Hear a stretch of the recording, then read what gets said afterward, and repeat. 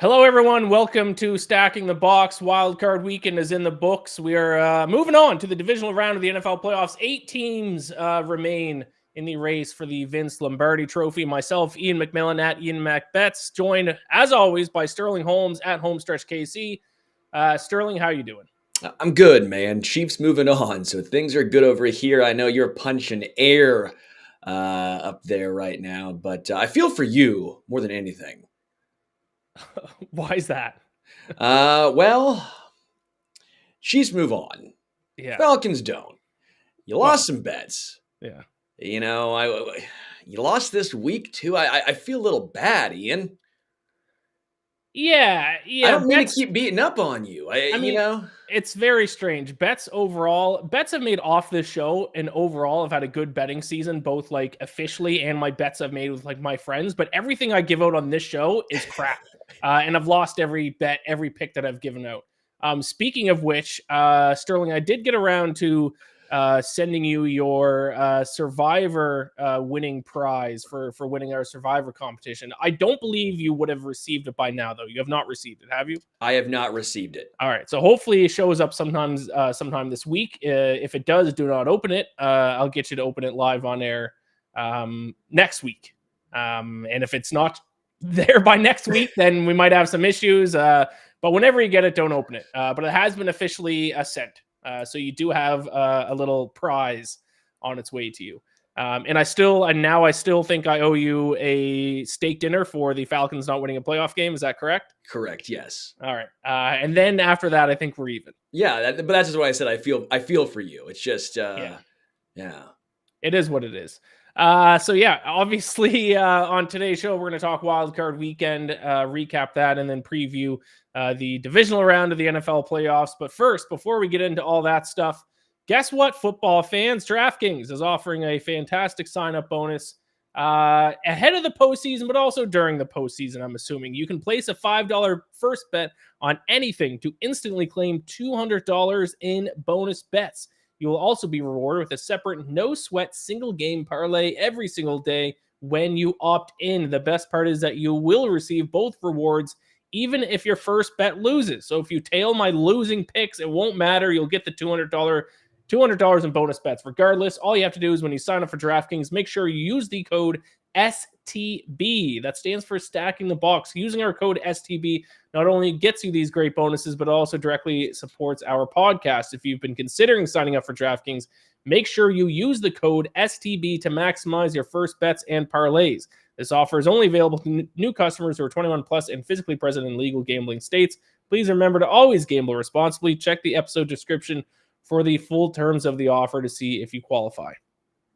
All right, as always, Sterling, we're going to start with our biggest winners and losers from this past week. So in this case, it's from the wild card round. Why don't you start us off? Why don't we go biggest loser first? Yeah, Nick Sirianni. Come on now. Has to be Sirianni. Hey, Sirianni, I don't hear bleep now.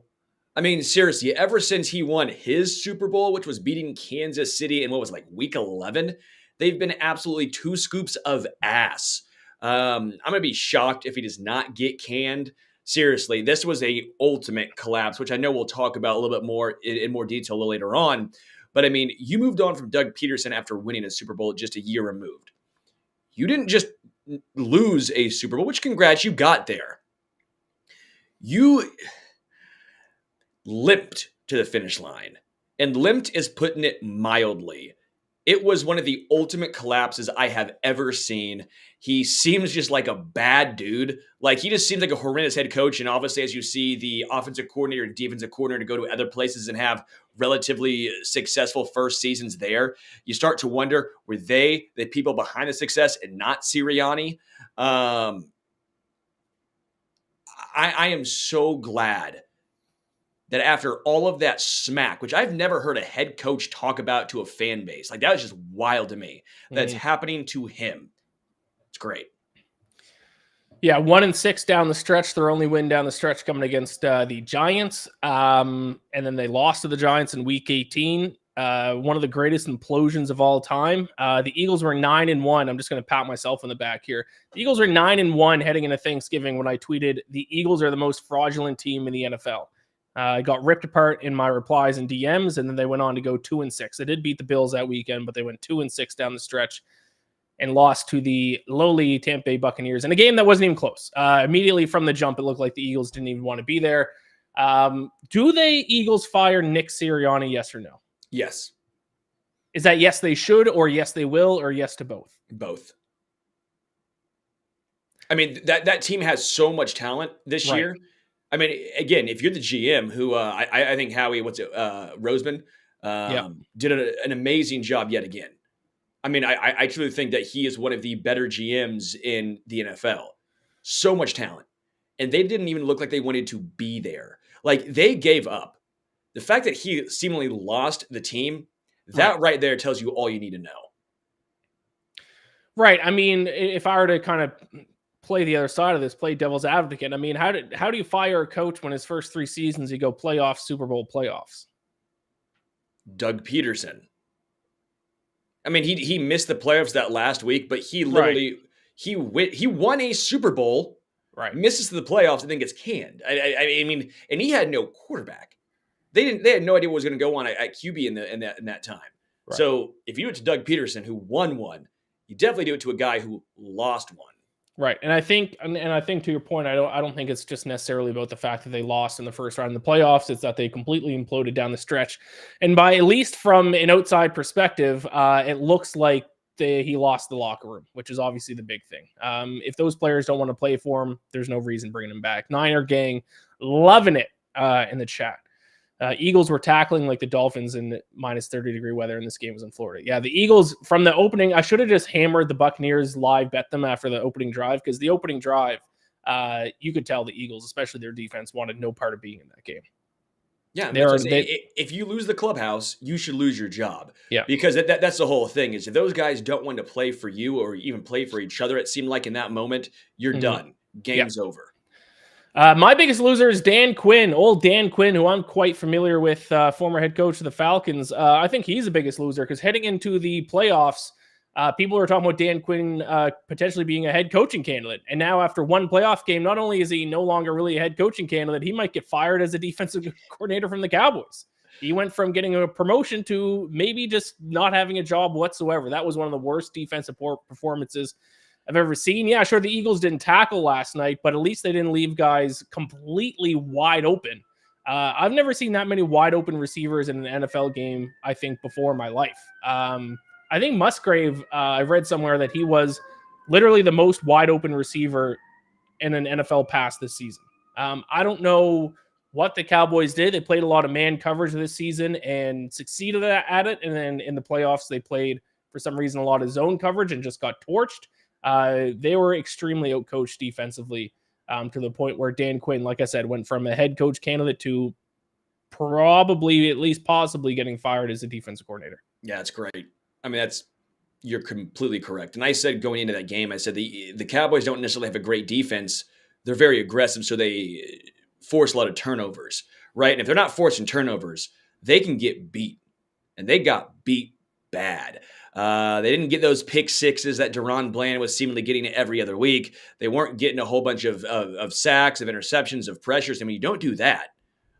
They're not just a good, solid defense. Packers torched them. Yeah. Niner gang says, is Coach Bill a Falcon yet? No, they had a meeting yesterday, apparently mutual interest. I'm starting to have to figure out what my feelings will be if the Falcons do hire Bill Belichick. But once again, and I think I said it last week, I'm not fully going to process my emotions on that until it actually happens, because I will have very complicated emotions. So let's not cross that bridge just quite yet. Biggest winner of the week, Sterling, go ahead. Yeah, Jared Goff, man. Jared Goff. Yep. Beating your former team who gave up on you, completely gave up on you. Which, again, I understand. It worked out for the Rams. They won a Super Bowl with Stafford. But Goff, they talked about it during the show, during the game, the whole time, was they had to build him back up. Well, he's back, I don't want to say the pinnacle, but as far as what he has ever been, he's at his pinnacle of his playing days right now. He's playing some damn good football. Seeing the Lions in Detroit just rally behind him was really cool to see. You know, I kind of felt bad to an extent for Stafford. He was getting booed Like, he gave us blood, sweat, and tears there for a long time. And I know they say, post game, it's nothing personal. It's just that you're now the opponent. I get all that stuff. Stafford was not happy post game at all. If you heard by his post game comments, he was not thrilled when asked about what it means for Detroit. He goes, "I'm happy for the players," and that was that. Very short. But Jared Goff, man, hat tip to you. You came back, and now Detroit is your city. Very cool to see. Yeah, for sure. Yeah, good for Jared Goff. My winner is another quarterback, and that's Baker Mayfield, who kind of a similar situation. Teams have given up on him. Not many people really gave the Bucs a chance this year, even in the bad NFC South. I think the Bucs had the longest odds to win the NFC South. Nobody believed in Baker Mayfield. And sure, he's still kind of the same Baker Mayfield in the sense that he's very hot and cold. I don't know if there's another quarterback in the NFL that has as high of a ceiling, but as low of a floor. When he's bad, he's bad. But when he's good, like he was last night, he's very, very good. And he might have just won himself, another year as the Buccaneers quarterback. I think generally the thought was he was kind of a placeholder in that position for the Bucs this year, and then they were going to try to address the quarterback position this offseason. I mean, how do you not give him another chance after leading them to a division title and now a win against the defending NFC champions in the first round of the playoffs? So Baker Mayfield, stock is high. Remember, he didn't have a team for a good portion of last year. The Rams signed him late. He was a Rams quarterback for the last few weeks in a meaningless season for them. They'd already, been eliminated from the playoffs, and now he's back to being looked at as at least a starting quarterback. He's only 28 years old, which seems like he would be like 31, 32. He's 28, going to be 29 in April. Again, he's had 8 head coaches already in his time in the NFL. It's not all his fault. If he gets to a spot with some sort of continuity, I think you'll see what you're seeing now with more consistency. Yeah, he'll have some up and down games, but quite frankly, even in this particular game, his numbers could have been way higher, but the Bucs were dropping everything in the first half. I mean, Cade Otton had 3 drops.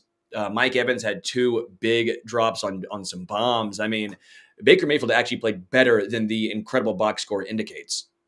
Yeah, for sure. I agree. Niner Gang says, I like how Goff said, I like how Goff said after the game, though, on the Cowboys again, Cowboys pulled the Cowboys. Obviously, they lost. Yeah, he probably wanted the Cowboys to kind of redeem that loss from a few weeks ago, but I don't think Goff's going to be complaining about now getting to play another game in Detroit and a much easier matchup for them for sure. And then 2 redemption stories. Yeah, next week, and we'll get to it, obviously, a very interesting week, especially in the NFC, but things have kind of opened up in a big way for the Niners with that Cowboys loss as well. All right, let's move on. Let's recap this past week. Speaking of the Cowboys, let's start there because that's kind of been the hot topic for a lot of people to discuss in terms of where do the Cowboys go from here. Great regular season team. They are the Toronto Maple Leafs of the NFL. Probably not a ton of NHL fans watching this right now, but a big market team that has a ton of fans, that always does really well in the regular season and then loses immediately in the postseason. So I can relate to Cowboys fans, even though I'm not a Cowboys fan myself. Where do they go from here? Do they bring back Mike McCarthy? Do they bring in a new head coach? Do they move on from Dak Prescott? Do they just kind of keep doing the same thing and hope they actually show up in the playoff game? A lot of question marks. Sterling, what do you think the Cowboys do? It's a really good question. You're trying to not be a prisoner of the moment, right? It's very easy to become a prisoner of the moment. But when they hired Mike McCarthy, it wasn't to have good regular seasons. It was, right. He had won a Super Bowl before. Yeah, it was only one, but he had still won a Super Bowl. You were trying to get over the hump. He's not gotten over the hump. This was as bad a loss as you could possibly have. Again, you lose by 3 on a game-winning field goal, different story. But again, when you get blown out at home, fair or not, changes are going to be made. Now, I think Dak Prescott keeps his job because it's almost like, okay, then who? Who do you replace Dak Prescott with? You're winning 12 games during the regular season. You go to a rookie, most likely you're not winning 12 games. I get that. So you're probably keeping Dak Prescott whether you want to or not, whether you think it's fair or not. You keep the quarterback. There are a lot of damn good head coaches who are on the free, who will be on the market right now, right? Yeah. Dallas is probably one of the most desirable spots outside of the owner. It's if someone can be a puppet under Jerry Jones. if someone understands that if they win a Super Bowl, holy bleep, you're about to be plastered everywhere. You will become a hero in Dallas and for a large chunk of NFL fans. But you also have to realize if you lose first round, like Mike McCarthy did, you're probably getting canned. It's like the highest risk, highest reward type of coaching spot.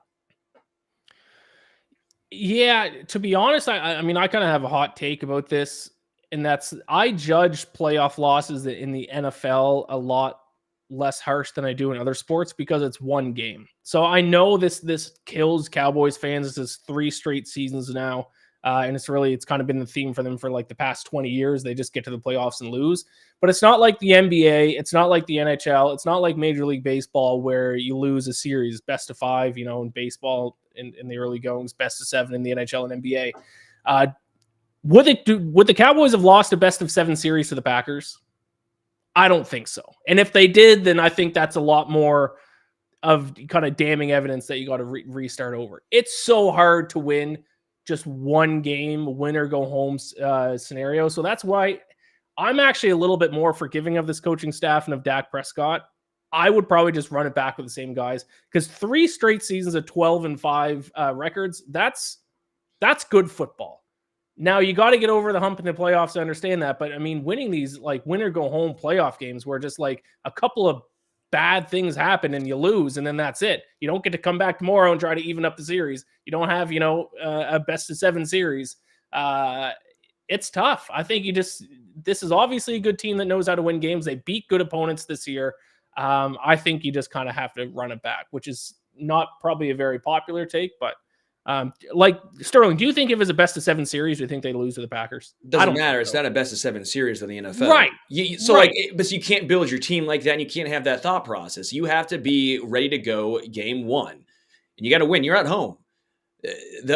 Again, I said going into this game, I go, these are 2 completely different teams.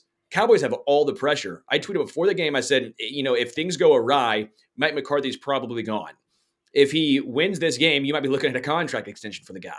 And the Packers on the other side of things, they got nothing to lose.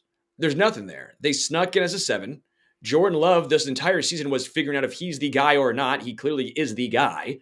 So this has already been a successful season for the Packers. They can play loose. They can have fun. They can go out there and really not have a whole bunch to worry about. They can play with confidence. The Cowboys played tight. And to me, that's almost a indicative of the head coach. They took the tightness. They took let's not make a mistake. And what happened defensively? All broken coverages, all mistakes. They played tight. Right. They weren't playing loose. Offensively, kind of the same thing. Early on, Dak Prescott threw with just some horrendous passes, including the pick 6. Again, fair or not, they're probably going to keep Dak, and I would move on at head coach with so many good head coaches on the market right now.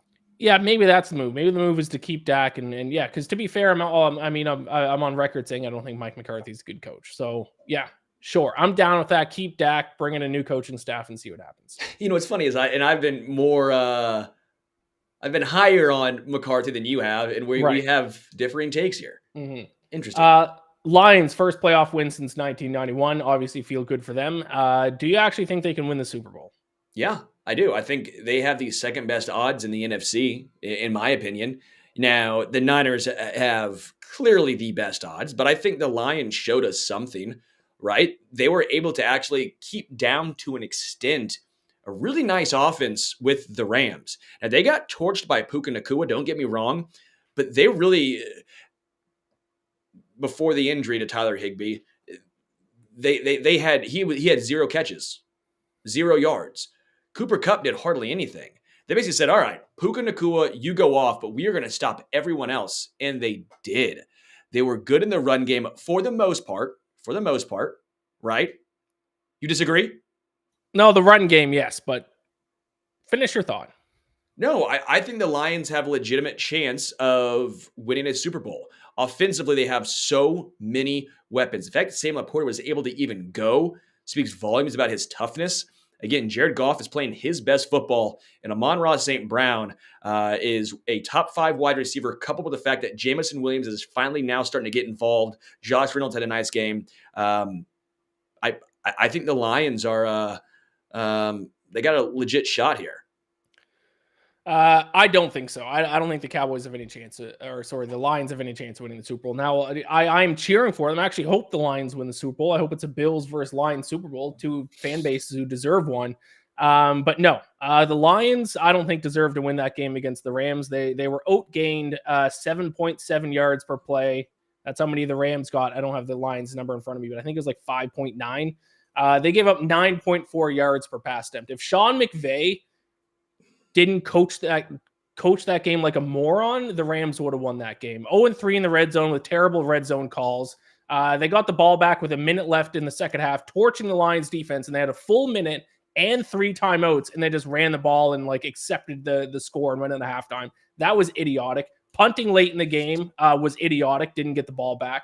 I actually was not impressed by what I saw from the Lions in that game, and their defense, it gives me a lot of concerns. Now, luckily, they have a relatively easy matchup against the Buccaneers this week. We'll see, but I think they get torched by whoever they play in the NFC Championship if they do win. And if they do make it all the way to the Super Bowl, I don't care who they play. I don't care if they play the Texans in the Super Bowl. They're losing that game by double-digit points. So, no, I actually don't think the Lions have a chance of winning the Super Bowl. I just disagree with you, man. I do. That's fine. That's fine. We don't have to agree on everything. Chris Albert, I want to address this. As an AFC loser of the week is Kevin Stefanski. I actually don't necessarily agree with that. Obviously, losing in the first round of the playoffs is not ideal. But I don't think anyone's kind of blaming it on the head coach. This is a guy who dealt with a plethora of injuries, especially offensively. They're on Joe Flacco as their quarterback. Nick Chubb got hurt in the first few weeks of the season. And then they won 11 games and then lost to a Texans team that is certainly on an upswing. So I don't think people were really, or at least I wasn't expecting the Browns to kind of go on a deep playoff run. I think they kind of got the most out of the season as they possibly could. So I don't personally think Stefanski's a loser in the AFC. Yep, I agree with you, man. Again, when you have gone through that many quarterbacks and you somehow still win that many games, very impressive. The defense being that big of a letdown, sure, but how much of that's on Stefanski? It's one of the great mysteries of this NFL season is why the Browns defense was so much worse on the road compared to at home. Not even close, like a bottom 10 defense when they were on the road, and then like by far the best defense when they were playing at home.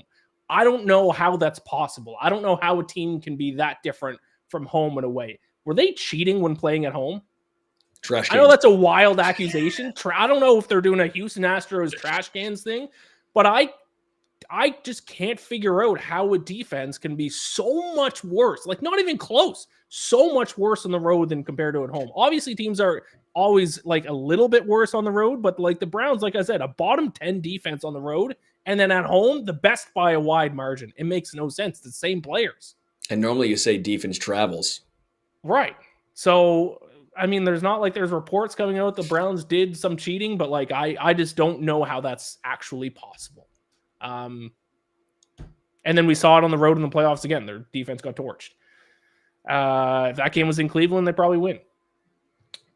Eagles with an all-time implosion. We kind of already talked about this when we were talking about Nick Sirianni. Any final thoughts about the Eagles season?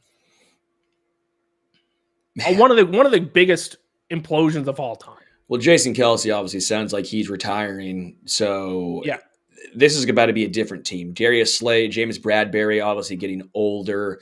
Fletcher Cox, Brandon Graham. There's some old dudes on that team.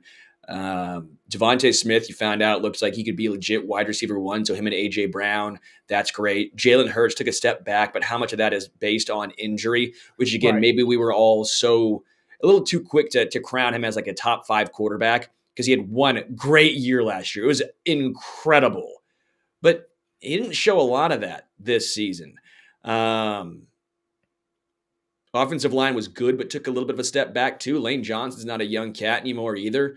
I think if you are the Eagles, you're looking at all right, how do we retool this while still being very competitive next year with a lot of high-end talent? Because there'll still be a lot of talent on that team. But your 2 cornerbacks, your secondary. You have 0 young cornerbacks who did anything. Your offense or your defensive line, who you've spent so much draft capital and money on. A couple of guys are getting older and might retire, while the other guys didn't do a whole bunch for the defense as in totality. Like Jalen Carter's great, but where are the results as a defense? It'll be fascinating to see how this Eagles team tries to revamp going into the offseason. Yeah, it is, because I think it could go one of two ways. I think they certainly have enough pieces and enough talent, even with some pieces kind of getting older. If they make the right moves in the offseason, I think they could get back to being a Super Bowl contender, or things could continue to implode and go the complete opposite direction. So Eagles might have the most fascinating offseason of everyone. Whose fans are you more jealous of, Texans fans or Packers fans? Because we talked about the Texans. You have the quarterback of the future. You have, defensive pieces of the future. You have the head coach of the future. Now, as a cherry on top, you've won a playoff game. You're going to be in the divisional round. Packers actually in a very similar situation all of a sudden. Looks like you got the quarterback of the future. Looks like the Packers have gone from Hall of Famer to, obviously I'm not going to call Jordan Love a Hall of Famer right now, but a guy who looks like he's going to be the quarterback of the future for the team. I think the youngest team in the NFL, if not that, especially the youngest offense. I believe they have a ton of cap room to make moves this offseason. Looks like you got your coach of the future as well. Everything's looking just dandy for both the Texans and the Packers. Which fan base are you more jealous of? And maybe the answer for you is neither, because you're a Chiefs fan. So yeah, but it's just in taking that out of it for a second, just in general, I'd probably say Packers, because they've gone, as you mentioned, from Hall of Famer to Hall of Famer to now it looks like a damn good franchise quarterback. Like, that's just so nice. Rare. That is just so rare. You look at the Texans, what they had to go through. They've went from Matt Schaub. They finally get a guy they think is the guy, and Deshaun Watson has some playoff success. Then all the offseason stuff, or the off-the-field stuff, the trade. And then you're like, oh, wow. And then you had a whole bunch of his horrible, horrible seasons. And then you get the guy. Yeah.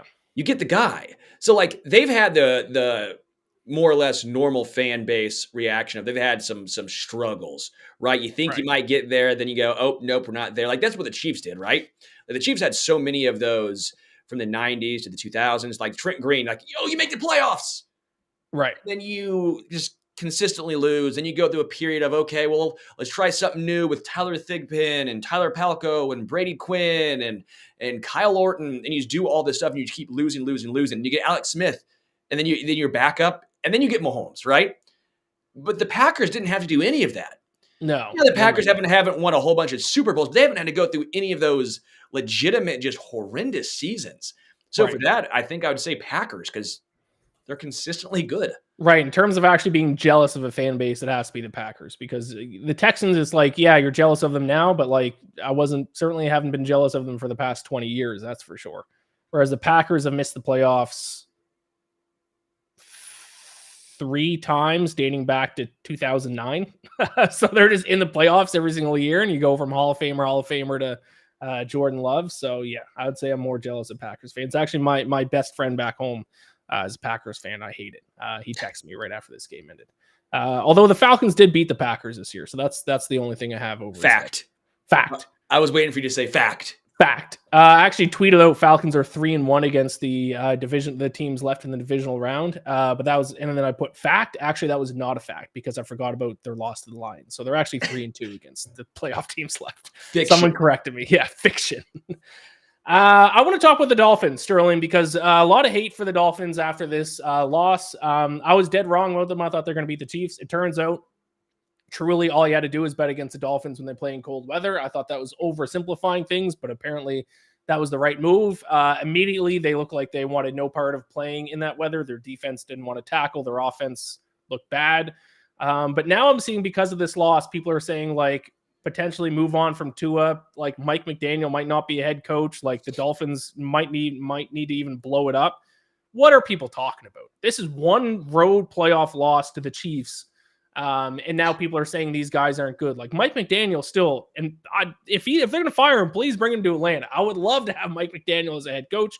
Tua, I would love to have Tua as a quarterback, who's an MVP candidate for, the majority of the season. Yes, this loss looks bad for sure. But the Dolphins are fine. They're going to be fine. They're going to be in the playoffs again next year, potentially win the division. They're fine. What are your thoughts on the Dolphins? I'm with you, man. Again, the one worry I have is they do feel a little cowboy-like as far as they seem like they're going to be a really good regular season team for the entire time these two guys are there. But will it translate to the playoffs? And the reason why I say I don't know how much it will translate is because I don't think Tua's getting better in the cold.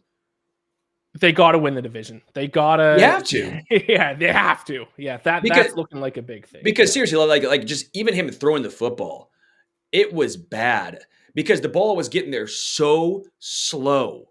So slow. Yeah. I mean, I felt bad for the receivers at one point because they're all getting laid out. By the time they're catching the ball, Chiefs defensive backs just wait. I mean, they were laying dudes out. Like, they can't play in the cold. They just can't. So you have to win.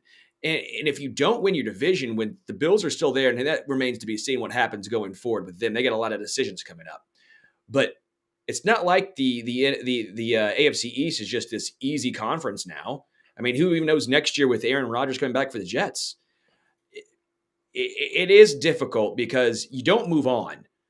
You don't move on because you know you're making the playoffs with these two guys there. And I think Mike McDaniel is an amazing head coach.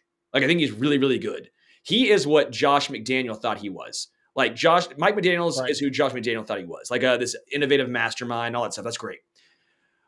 But I don't know how you move on from a quarterback who will consistently win you 10 to 12 games, who can run the offense that Mike wants. But then again, it comes to the massive caveat is you can't play in the cold. Super Bowls, luckily, are in domes, but you got to have home field advantage to get there. It's just a fascinating dynamic to watch unfold because you can't move on. I don't see how you move on from either of these guys. And also, let's remember, Tua's a young quarterback. Mike McDaniel's a young head coach. He's going to learn how to call this offense better in these types of situations. And hopefully you got to think Tua's going to, I don't know, do something to figure out how to play in the cold. It also doesn't help that like the best teams in the AFC are all outdoor stadium, cold climate teams. So they got to get the number 1 seed, or else at some point they're either going to have to go to Buffalo or Kansas City or Baltimore. It's not like the top teams in the AFC are Southern teams, and they're not teams playing in a dome. Maybe the Texans take one of the top seeds, and I mean, I'd be fine with the Dolphins going to play in Houston.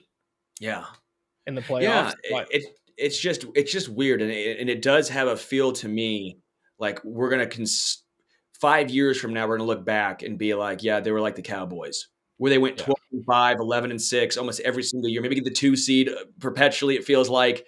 And then get knocked out around first round when they are playing in wherever other place they're playing in. I guess this year they wouldn't do if they were a 2 seed, but you get my point here. Now, also, to be fair, though, they did lose in one game in the playoffs last year, but Tua was hurt. They went with Skylar Thompson, and they actually almost beat the Bills. So really, this is like one playoff loss that they had in the Tua plus Mike McDaniel era.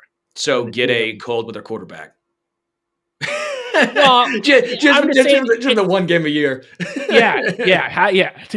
Fine. Yeah. And he'll just sub in just for a road playoff game in Buffalo. And then other than that, you're fine. Miami had a hard team beating teams with winning records over the last 2 years, says Dan Phelps. Yeah. Yes. But I made this point, and that's why I was kind of on the Dolphins this past week. They didn't get blown out in those games. They did get blown out by the Ravens, but they played the Chiefs tough. That was a 1 touchdown game. The Bills was a 1 touchdown game the second time they played them. Not a great, they did beat the Cowboys, but I mean, who knows about the Cowboys now? So yeah, not a great record against winning teams, but I still have faith that they're going to figure things out. Like I said, young quarterback, young head coach. I think they can figure things out. Let's move on to a preview of the divisional round of the playoffs. Big storyline for the Chiefs, obviously, is this is the first road playoff game they will be playing in the Mahomes era. They have won a ton of playoff games. They have won 2 Super Bowls, but somehow have completely avoided playing on the road until now. They will head to Buffalo. They are 2.5-point underdogs in Buffalo. Are you concerned with this being a road game for the Chiefs, or do you think they're going to be just fine? Not only is this the first road playoff game, I think it's the last 6 times they played the Bills, it's somehow always been at Arrowhead. This is the first time they're playing in Buffalo since, I think, 2020. No, I'm not worried. Mahomes actually has a slightly better winning percentage on the road than at home. It's because he's great at both. It does not matter. Everyone always likes to use this as a knock against Mahomes and the Chiefs. I'm sitting here going, well, it's because they win so many damn games during the regular season. What do you want them to do? Lose and say, you know what? We don't want a home game. Right. We want an away game. The one time like they didn't really have a good year was the Titans getting the 1 seed, and then the Titans Right. got knocked out. So Right. And then they hosted the Bengals, but then yes. lost to the Bengals. So no, I think this is such an overblown storyline. And by the way, I think Mahomes is better in bad weather games than Josh Allen. Like Josh Allen's solid in bad weather games. I'm not disagreeing, but Mahomes has shown that it does not affect him at all. Like I've always said, if you are the Bills, why the hell don't you want to build a retractable roof just for the Josh Allen era? Like what makes the Bills so great is when Josh Allen's throwing the ball downfield and doing those crazy throws and crazy things that only he can do, him and Mahomes pretty much. Why would you want to limit him and limit your offense by playing in the playoffs when games matter more, and now you have to all of a sudden use James Cook in your running game, which you're not built around, and that becomes more important. I've never understood that from the Bills' perspective. But yeah, this does not bother me whatsoever, Mahomes playing on the road. I don't think, I'm not going to bet on the Bills just because Mahomes is playing on the road in the playoffs for the first time. I just think it's going to be interesting to see how it turns out. I think it's a storyline in the sense that it's interesting because we just haven't seen it yet. But I agree, it's not like, rush to go ahead and bet the Bills because the Chiefs can't win on the road. They obviously can win on the road. They do in the regular season all the time, but it will be interesting. It's going to suck. Maybe it doesn't have an effect. And it's going to suck, too, if the Chiefs lose. This is going to become an actual thing, even though he'll have lost, literally, he'll be 0-1. Yeah. Yeah. How many upsets will there be this week? Now, we were both one off last week. There were 3 upsets. It was the Texans, the Packers, and the Buccaneers. You guessed 2 upsets. I guessed 4 upsets. So we got sandwiched in the middle. How many upsets do you think there will be in the divisional round? Just 4 games. There's 4 games. So your options are Texans and Ravens. So Texans, Packers, Bucks, and Chiefs are the 4 underdogs. I'm going 1. I think there's going to be 1. That's the obvious answer because it's actually a pretty lopsided divisional round. The Ravens 9.5-point favorites, 49ers 10-point favorites, Lions 6-point favorites. The only spread within a field goal or less is the Chiefs and Bills. So I assume you think the Chiefs are the ones that pull off the upset. We'll find out. I'll go different and I'll say 2. I think there'll be 2 upsets. Okay. Who would you rather bet on to win the Super Bowl right now of the teams that are kind of in the, I would say maybe the 3rd tier? Because I think right now you have the 1st tier teams, which are obviously the Ravens and 49ers. You have the 2nd tier teams, which are the Chiefs, Lions, and Bills. And then you have this 3rd tier teams, the Texans, Packers, and Bucks. Packers being the only wild card team to win this weekend, which is kind of interesting. In the AFC, the 4 division winners won, and then in the NFC, 3 of the 4 division winners won. Packers the only true wild card team to win. Which team of Texans, Packers, Bucks, which I think would be fair to say are the 3rd tier teams left, would you rather pick to go on and win the Super Bowl? Probably the Bucks because they have the they have the easier route. I don't think they're the best of the 3 teams. I think they're actually the worst of the 3 teams. But I think Detroit, again, I like Detroit, don't get me wrong. But I'm saying if you're going to say Ravens or Niners, who look like juggernauts, or the Lions, who, again, they're not in that tier, who they don't have a good secondary, and the Bucks throw the ball to Mike Evans and Chris Godwin, and Baker Mayfield's playing some damn good football in a high-scoring shootout. Anything can happen. I think you'd go with the Bucks, and then from there, you take it one game at a time, but that's the way I'd go. I would say of those 3, I'd probably say Bucks. Yeah, if anyone's curious of the odds, obviously 49ers and Ravens top 2 plus 175, plus 270. Then bit of a drop-off in the Bills plus 490. Bit of a longer drop-off than the Chiefs, Lions plus 700, plus 900. But then a massive drop-off. And then you have the Packers 30-1, Buccaneers 33-1, Texans 33-1. So odds-wise, the Packers have the slight best chance of the 3. I think I would actually go the Texans. Toughest path, obviously. But the Ravens have had playoff issues in the Lamar Jackson era. I think he's only has 1 playoff win, I believe. And even though I think the Ravens are the best team in the AFC, haven't kind of proven themselves in the playoffs the past few years. And they have a very explosive offense, and their defense can stop the run. Whereas the Packers, good offense, but their defense is terrible. And the Buccaneers, it's been playing better. Hey, come on. As much fun as it is to rip on the Packers defense and with Joe Brady, they've been a little better as the season's come to its conclusion. They were Disagree, I think they solid suck. in the playoff game. I know the Cowboys eventually put up a ton of points, but they were looking pretty darn good. Yeah, I still think they suck. I think that was more of a Fluke. matter of the Cowboys sucking than the Packers defense being good. But maybe. Packers did get hot to close the season. But yeah, of those three teams, I would actually go the Texans. What else do we got here? We already talked about whether or not the Lions can win the Super Bowl, so let's go ahead and break this down game by game. Now, when we go through this, I actually don't want your pick this first portion. We'll get your picks when we break down our best bets for this week. But I do just want to get your general thoughts on each of the divisional round games. Texans, once again, if they are playing a playoff game, they will play the first slot on Saturday. It is tradition. Don't know why. It's been the case for like every playoff game they've been in their entire existence as a franchise. Once again, the first game on Saturday is the Texans visiting the Ravens. Ravens, as we mentioned, are big time favorites. Can the Texans win? And if they do, what's their path? Yeah, I think they can win, and they can do it by what we have seen all season long, which is C.J. Stroud throwing deep to whoever is going to catch it, whether that's Tank Dell, who obviously is out this game, which again, I think that's the biggest difference maker for me. But obviously you have Nico Collins, who stepped up as a bona fide wide receiver one. Dalton Schultz has been a really good signing. Their offensive line has been pretty dang nails. Running the football has been a little inconsistent at times, but I think offensively they have the firepower. The issue is they're going up against a great defense in the Ravens who can do it at all three levels. And then the Ravens offensively have a massive advantage over the Texans defense. I think the Texans are a really fun team. This is just a bad matchup for them, in my opinion. I do just want to address a couple things in the chat here. Hunter says Bucks are a fun upset pick. Not fun for me because as for every win the Bucks get, I'll just imagine it could have been the Falcons. And Jalen says Packers. Packers obviously have a huge test ahead of them, but I mean, if the Packers beat the 49ers, that could be in the Super Bowl easily.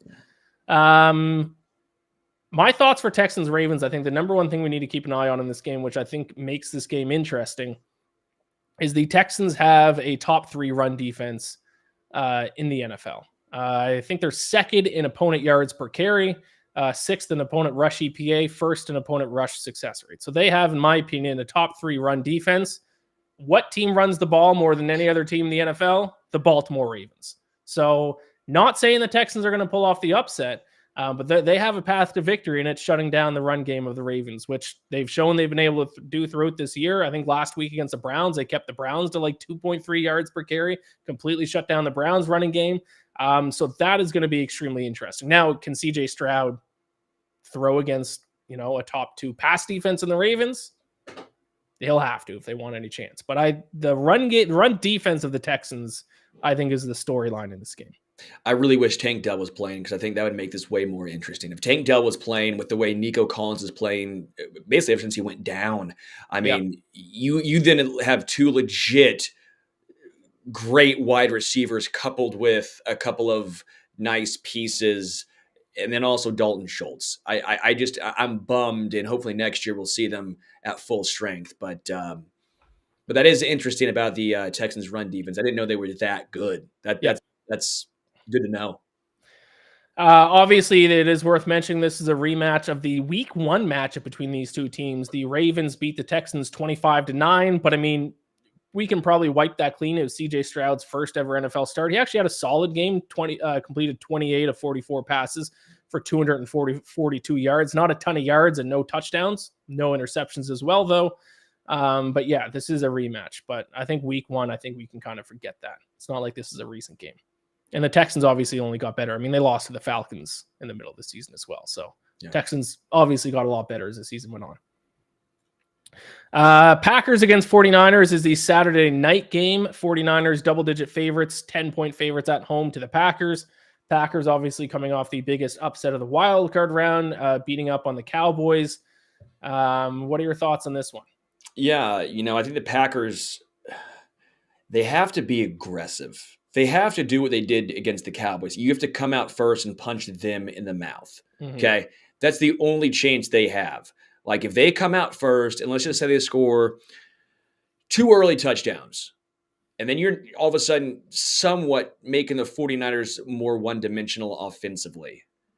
Then I think you have a good chance in that game. Yeah. But if it's close the whole way, and let's say the Packers, let's say Jordan Love throws an interception. Let's say you go 3 and out early on, and the Niners can lean on you by running with McCaffrey, running with Elijah Mitchell. All of a sudden, you see Deebo Samuel getting involved, and they can take their time and have these long 8-minute drives where they just crush your hopes and dreams. Yeah, that's over. You got to put the ball in Brock Purdy's hands. He's been good all season long. He's been great all season long. But if you're going to try and beat the Niners, that's the way you go. You have to try and force Brock Purdy and this team to play from behind. That's your only option. This is one of the few times I would ever say, if the Packers win the toss, you take it. Yep. Couldn't agree more. And I think, we saw that in the game against the Cowboys. When you're a double-digit favorite in the playoffs, if you can score first against that team, then all of a sudden, it puts that team a little nervous, because they're going into the game thinking, yeah, we should win. All of a sudden you're down 7-0. It's, oh shit, we got a game. And that throws things off. Now, the opposite is also true. I think if a big favorite scores first, or if they get a big defensive stop and then go down and score, then it's yeah, we're big favorites for a reason. We're now going to steamroll them. So in these games, the first possession for each team is massive. And we saw how it affected the Packers-Cowboys game. When the Packers went down and scored right away, Cowboys got nervous immediately. And then it was over before you knew it. So is that going to happen to the 49ers? We'll see. But yeah, I couldn't agree more. If I was the Packers and I won the coin toss, give us the ball and let's go and try to set the tone. I think the only way the Packers can win this game is in a shootout. I don't think the Packers defense is good. 20th in opponent yards per play, 23rd in opponent EPA, 26th in opponent success rate. And now you take on the 49ers offense, which is first in just about every single offensive metric. So I think the only way you can win this is a masterclass offensively by Jordan Love, which he has shown at times. He showed it last week against the Cowboys. That's the only way. If Jordan Love doesn't have his A game, if they have a few hiccups, even one bad turnover, the game's over. They need to play an almost perfect game offensively, I think, to win this game. Now, obviously, covering the spread could be a little bit of a different story. It's a double-digit spread, but if we're just talking about what team's going to win, the Packers can do it, but they need to win. They need to play a perfect game offensively, in my opinion. Yeah. Hunter says Packers 29th in rushing yards against after first contact. Probably not great stat, Hunter. That's probably not good when you're playing against Christian McCaffrey. Jalen says, what's interesting about this matchup is Shanahan and LaFleur, I think, come from this. Yeah, they come from the same. They were both with the Falcons at one point. People forget. The Packers defense. Falcons had Shanahan as their offensive coordinator, Matt LaFleur, and Mike McDaniel all on the same coaching staff, and they all left. It's like Washington. We look back at Washington, right. And they had all these dudes. You're like, oh, they somehow got it all wrong. Yeah, the Falcons let all those guys go, and then we hired Arthur Smith, so that was fun. Only way Packers win will be major injuries. Well, only way. Come on. The Packers have other ways to win than just Brock Purdy getting hurt. They could win an offensive shootout. I could see that. All right. That does it with Saturday's games. Sunday's games. The first game is the Buccaneers against the Lions. We obviously, you're pretty high on the Lions, as we talked about earlier. What are your thoughts on this game? Did the Lions just run away with it? No. I think this would be a fun one, man. This is going to be a great game. I'm really looking forward to it. It's the Buccaneers' strength against the Lions' weakness. It's the Bucs played some great defense. Bucs played some great defense in their win. I was very impressed. They were flying around out there. Was it Dean? The number, was it 34? That secondary member was everywhere. I mean, his ability to tackle was incredible in that game. I expect this to be a very high-scoring game. I think this will be a shootout, which makes it more of a coin flip to me. But I don't want to give my score away just yet. But as far as games to watch, this might be my favorite one that the Chiefs aren't in just to watch, because I think it's going to be a really entertaining game. Yeah, I do like Baker Mayfield a lot, but I obviously can't cheer for the Buccaneers. I will be cheering for the Lions. I think the Lions, and as I mentioned earlier, the Lions defense gives me a lot of concern in every single playoff game. They have to win in a shootout almost every single time. Now, what they did against the Rams, which was huge, was to get red zone stops. If they can stop the Buccaneers and force them to field goals against instead of touchdowns, they should be able to win this game. If they don't, they could run into some trouble. Actually, offensively too. The Lions went for 3 for 3 in the red zone against the Rams. They might have to do that again against the Buccaneers. So I think the storyline of this game is actually the red zone offense for both teams, because I think they're both going to move the ball, but can they convert red zone trips to touchdowns instead of field goals? That's going to be the difference maker. Chiefs versus Bills. Once again, the Bills have lost to the Chiefs 2 of the last 3 years in the playoffs. This time they get to host them. The other 2 games were all-time classics. Obviously, the Patrick Mahomes, 13 seconds left, led the Chiefs on the field for a game-tying field goal, won in overtime. Is one of the great playoff games of all time. Will we see another instant classic this time around? No. Oh. You think it's a blowout? No, but I think it's more of a low scoring, grind it out. I don't think you're seeing a game where you're like, oh yeah, that's 38 to 35. Right. I think you're looking at more of a 20 to 17, 20 to 14. Well, that's what the regular season game was, right? I think that was 2017, the exact final score. Yeah. And I think that's what you're going to see. It's going to be a close game. It's going to be a great game. But when you look at like what comes down as an instant classic, you're not going to think of this. Of a 20, yeah. To me, the key is, how do the Chiefs linebackers face up against Josh Allen when he runs the ball, James Cook catching the ball, and then the 12 personnel of Dawson Knox and Dalton Kincaid? We saw last week in the playoffs, we saw Drew Tranquill and Nick Bolton play together. That's massive. But when the Bills run a lot of 12 personnel, and when that happens, you're going to have more of a traditional base package out there. Defensively is more of a 4-3. When that happens, that means Willie Gay or Leo Chenal is going to be out there as well. How do they handle this? The linebackers have been, as good as they've been overall, teams have tried to attack them through the air in that spot. If the Bills have the advantage there, that makes me nervous. But if those guys step up, it's going to be difficult for the Bills to move the football, because Trent McDuffie and L'Jarius Sneed are, in my opinion, the best cornerback tandem in the entire NFL. So you have to do it in between the hashes. If the Chiefs slow you down there, the Bills are going to have a real difficult time getting to 14, 21 points. I think the Bills should not even think about throwing the football in this game. Mm-hmm. Run the ball. I don't care if it's 3rd and 10, run the football. And that means quarterback design runs as well. They threw the ball 40-something times against the Chiefs. And even though they beat them earlier this year, I actually thought the Chiefs outplayed the Bills for the large part. They did outgain them 5.6 yards per play to 4.5 yards per play. And it's because the Chiefs' top 3 pass defense in the NFL, I think the top 3 secondaries this year were the Browns, the Ravens, and the Chiefs, struggled to stop the run at times. James Cook averaged 5.8 yards per carry against them, but he only got 10 carries. Don't even think about throwing the football. Can I point something out? I will say Drew Tranquill went out early in that game with a concussion, so he was out. And then that was Nick Bolton's first game back from his arm injury. So he had this massive cast on. And as we saw, again, just watching every single Chiefs game, he kind of struggled when he got back because he had to figure out how to tackle with like zero mobility there. And now he's back and he has a little more interesting cast on where he can actually have some hand movement and stuff like that. So he's back to being normal to an extent. When he first came back, it was a little bit of a struggle there. Just want to throw that out there. Sure. I still think the path to victory for the Bills is to do what they did against the Cowboys. Run the ball, run the ball, run the ball, run the ball. Let me ask you this as a Chiefs fan. When I grow up and I think of classic quarterback matchups in the playoffs, I think of Peyton Manning versus Tom Brady. Is this generation's version of Peyton Manning versus Tom Brady, is it Mahomes against Allen or Mahomes against Burrow? Or do we not know yet? It's a great question. Can it be all 3? Like, that's what it feels like to me. Yeah. It feels like all 3 in any given season, they have the chance. And if you don't throw Lamar Jackson in the equation, I'll for sure entertain that one as well. The issue is it's been Mahomes time and time again coming out on top. Someone eventually, Joe Burrow did it once. Right. But eventually someone needs to knock them off and almost stay at that high level. The issue is Burrow has been injured a couple of seasons and Josh Allen's not had the traditional playoff success.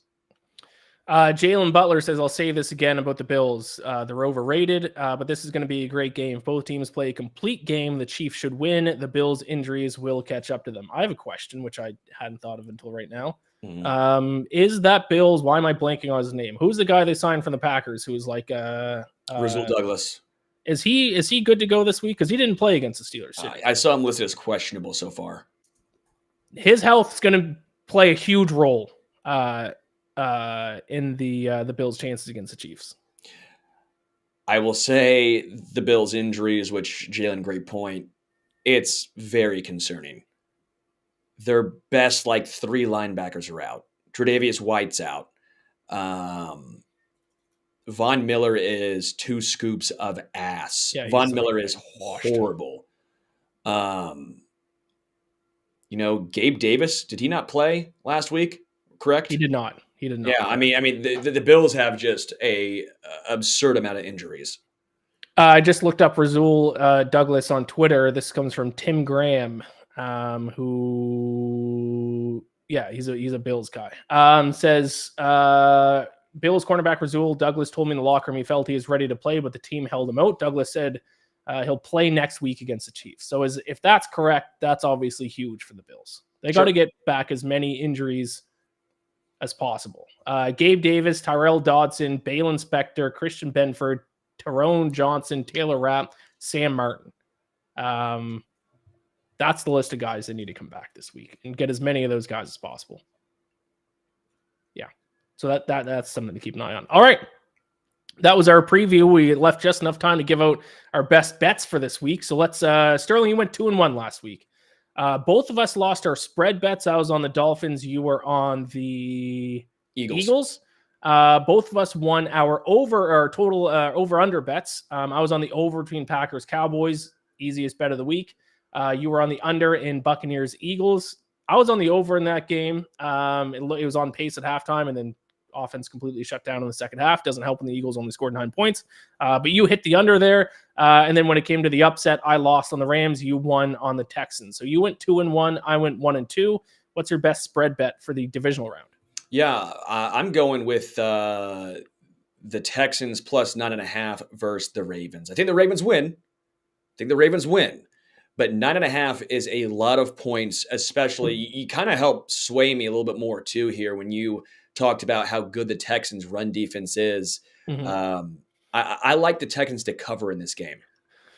Yeah, I love that play. I'm going to go with the other big spread, but I'm going to take the favorite. I think the 49ers beat up on the Packers. I just think the Packers defense, I think for the Packers to say in this, I think they're going to need to score on every single offensive drive, and I just don't think it's going to happen. I think it's going to be a little bit of a Jordan Love, come back down to earth, show the fact he's a first-year starting quarterback kind of guy. I think it's a big sell high spot of the Packers here. So I'll take 49ers to cover the big spread against the Packers. Favorite total bet of the week? I'm going Bucks Lions over 48.5. Again, I said both defenses, both secondaries in particular, I think can be taken advantage of. I expect to see a very high-scoring game. I'm going to go Texans Ravens under 45.5. I talked about how the Texans have a top 3 run defense. That's going to be huge against the Ravens. But then the Ravens have, in my opinion, the best secondary, and that's going to be huge against the Texans because the Texans, I have it in my notes here, 72.1% of the offensive yards gained by the Texans come through the air. That's the second highest mark in the NFL. So the Ravens run the ball more than anyone else. The Texans get the second highest percentage of their yards through the air. And now it's the best run defense, or a top 3 run defense, and a top, in my opinion, top 1. It's inarguable, at least top 3 pass defense in the Ravens. So it's the defensive strengths match up well against the offensive strengths for both teams. So I think we're going to see a low scoring one between the Texans and the Ravens. And then upset of the week. Now I put my picks in first. I did not take the Chiefs because I left that one for you. So I'm going to assume, I haven't looked, but I assume you're taking the Chiefs over the Bills. Correct. You did. And I wanted to say thank you. Your largesse knows no bounds because yes, I am taking Chiefs over Bills. 13 seconds was the start. Beating the Bills in Buffalo will be the finish of this current iteration of the Buffalo team. Again, I think the Bills are going to be a really good team for a long time, and they have Josh Allen there. But when you look at the age and the injury and the contracts coming up, I think you're going to see a completely different Bills team, especially if they lose to the Chiefs at home this week, which again, I think happens. You know, I don't always like saying a team has another team's number, but it does feel like the Chiefs have the Bills' number when it comes to the playoffs. Yeah, I mean, that's the obvious pick for upset. It's kind of the only small spread of the week. I would have made that my pick, but I left that for you being the Chiefs guy. We can do it too. We can double down, baby. No, I'm not going to double down. I'm going to go a little bit of a hotter take. Now, I'm not personally actually placing this bet. I am placing the bet on this team to cover, but for the sake of the show, I'll make this my upset pick of the week because I do think they can win. I'll take Buccaneers over Lions. I just think with the Lions defense, I think they're live to lose any week. Their defense is the worst amongst all playoff teams. I think they're 30th in opponent yards per pass attempt specifically, 25th in opponent dropback EPA, 25th in opponent dropback success rate. And now you're taking on Mike Evans, Chris Godwin, Kate Otten, who might be the most underrated tight end in the NFL. Now, it depends on what version of Baker Mayfield shows up. If it's the same Baker Mayfield we saw last night, the Bucs might win this game. If it's the Baker Mayfield we saw against the Panthers in Week 18, the Lions win by 20. It comes down to what version of Baker Mayfield shows up. I'll say the other thing that's interesting to keep an eye on, and I talked about a little bit earlier, but the red zone offense for both teams. Lions have one of the best red zone offenses in the NFL. We saw that this past weekend against the Rams. Actually, second best red zone touchdown scoring offense in the NFL. But now they take on the Buccaneers defense, which that's their biggest strength is red zone defense. Third in the NFL in opponent red zone touchdown scoring percentage. So if the Buccaneers can keep the Lions to field goals instead of touchdowns, Buccaneers might win this game. So they're my upset pick. It's a fun one. It's a fun one. So there you have it. That is the I guess the divisional round episode of Stack in the Box. Sterling, you will hopefully get your prize for winning Survivor by next week. I can't wait, baby. So there you have it. What is it? I want to know what it is. Like, is it funny? Is it useful? Is it useful. Awesome? It's useful. It's useful. Okay. It's useful with a funny twist. Okay. I think the package actually has my name on it, so you'll know when it shows up. Okay, good. I didn't put your name on the package, so if a package shows up for Iain MacMillan, that's your gift. Don't open it. Perfect. All right, that's our show. Please hit like on this video, subscribe to the Stack in the Box YouTube page. If you're listening to the audio version, rate and review this podcast. Follow us on Twitter at IainMacBets, at HomestretchKC. Sterling, any final thoughts? Man, I am so excited for playoff football. It's just such a great time. Now so much is on the line. I mean, just so much. I know last week, obviously, but it just feels like just right now, so much on the line. You have two upstart teams with the Packers and the Texans. You have your powerhouse with the Chiefs. You have the two best teams this season overall with the Ravens and the Niners. And throw in a team that won its first playoff game in 30 years in the Lions, shaping up to be an amazing divisional round. Yeah, hopefully we get some closer games than we saw in the wild card because 5 of the 6 games ended up being blowouts by the end of it. So let's root for some closer games here in the divisional round and let's have some fun. All right, thank you all so much for watching. We'll be back next week to talk about the divisional round and preview the conference championship weekend. Should be fun. Talk to you all then. Best of luck if you decide to bet this week and do it at DraftKings. Use promo code STB when you sign up for an account. See ya.